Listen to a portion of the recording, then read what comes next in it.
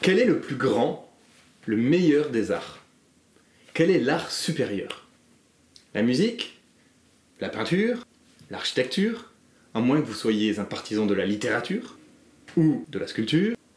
Et puis, quel rapport les arts entretiennent-ils entre eux?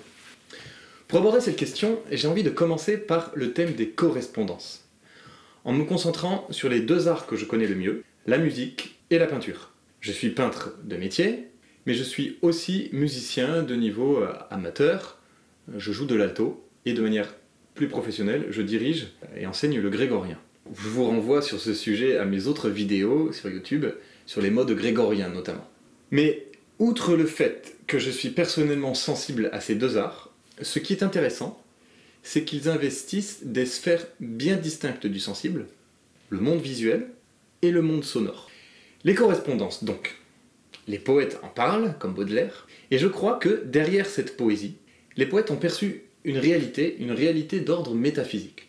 On peut remarquer deux correspondances principales entre la peinture et la musique. En tout cas, j'ai remarqué deux correspondances principales. Première correspondance. En peinture, les couleurs possèdent une correspondance avec les modes ou les tonalités. Ou dit autrement, le rapport entre les couleurs, entre du bleu et du vert par exemple, possède une correspondance avec les intervalles ou accords. Par exemple, entre le ré et le la, une quinte. C'est la raison pour laquelle, dans le langage, on va parler de couleurs pour décrire une harmonie. Ou, inversement, dire que les couleurs d'un tableau vibrent comme un accord. Correspondance ne veut pas dire identification. Du bleu et du vert, ça n'est pas identifiable avec une quinte. Mais il y a des correspondances.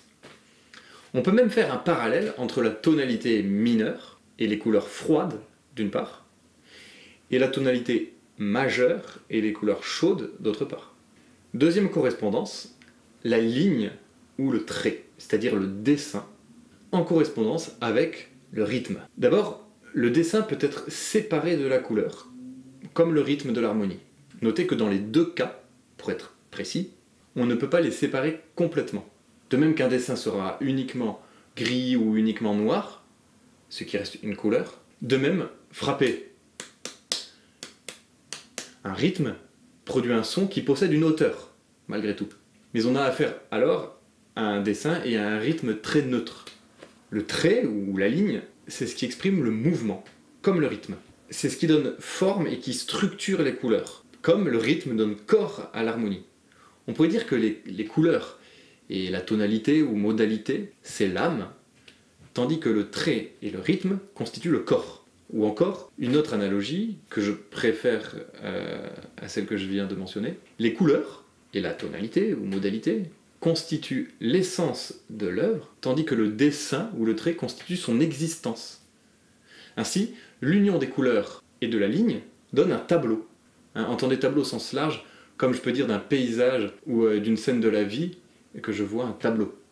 Quant à l'union du rythme et des intervalles, on appelle ça une ligne mélodique. Petite conclusion philosophique à tirer de tout ça. Ces correspondances, qu'on vient de remarquer, ne sont pas gratuites. Ce n'est pas un jeu de l'esprit. Voici ce que dit Saint Jean dans l'Apocalypse, au chapitre 1, au tout début de l'Apocalypse. Je me retournai pour regarder la voix qui me parlait. S'il y a ces rapports entre musique et peinture, c'est que dans l'un et l'autre domaine, il y a correspondance avec une réalité supérieure d'ordre spirituel. Je m'appuie ici encore sur l'idée de participation platonicienne.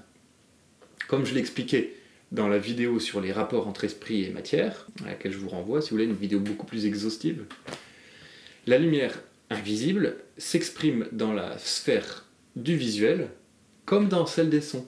J'utilise toujours le mot lumière, mais quand je parle de lumière invisible, lumière spirituelle, je ne parle pas du phénomène des rayons lumineux. Cette lumière dont vous pouvez avoir l'expérience dans votre relation à Dieu, ou même dans les relations humaines, eh bien elle s'exprime autant dans la sphère du visuel que dans celle des sons. Vous reconnaissez, en écoutant une musique, quelque chose qui correspond à la lumière que vous voyez. Mais ce lien se fait au-dessus, dans la réalité spirituelle. Preuve que la lumière spirituelle transcende donc la lumière naturelle et ne se réduit pas à elle. Et bien de la même manière, on peut considérer, dans le cas de nos correspondances, qu'il existe une réalité spirituelle, créée, qui s'expriment différemment dans le monde des sons en rythme et dans le monde visuel en ligne, comme un filtre. La réalité spirituelle passe à travers un filtre puis un autre, le filtre des sons en rythme, le filtre de la vue en dessin. Cette réalité spirituelle pourrait se rapprocher de l'idée d'existence. Une autre réalité passant à travers deux filtres différents donnerait à la sortie du filtre des sons les accords, ou tout ce qui est tonalité ou modalité, à la sortie du filtre de la vue les harmonies de couleurs. De là viendrait que notre intelligence détecte un lien entre les deux qui viendrait de leur origine spirituelle commune. Donc, pour ce qui est de la question du meilleur des arts, pour revenir à la question débat, quel est l'art supérieur? C'est ce débat qui a toujours animé les intellectuels et les artistes depuis des siècles. Eh bien, vu ce qu'on vient de comprendre, on peut en déduire qu'il s'agit d'une guerre vaine, au fond. Car ce qui est supérieur, c'est éventuellement la réalité spirituelle qui transcende les arts et qui s'exprime en eux. Supérieur, car de nature spirituelle. Les arts, eux, évoluent tous dans le monde physique, mais expriment le spirituel à des degrés divers. Ce qui va faire qu'une œuvre, entendez œuvre au sens large en comprenant les œuvres de Dieu, c'est-à-dire la nature, la création. Ce qui va faire donc qu'une œuvre est meilleure qu'une autre, c'est ce rapport de transparence entre elle et son origine. Et là, la fracture a lieu au sein même de chaque art. Ça ne veut pas dire pourtant que tout se vaut, et que tout traduit de manière égale les mêmes réalités spirituelles. Et non, il n'y a pas d'uniformité.